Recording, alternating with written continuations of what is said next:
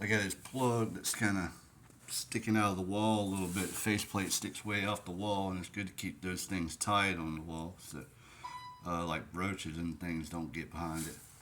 So got these F clips, bat wings, whatever you want to call them. You break them in half.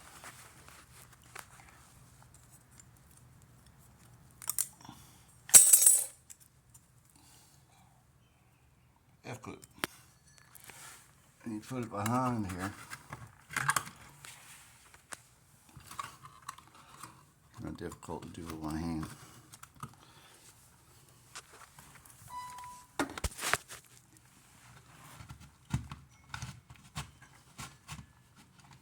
Push box back. Bend your tabs in. Keeps it way back in there. Works out great.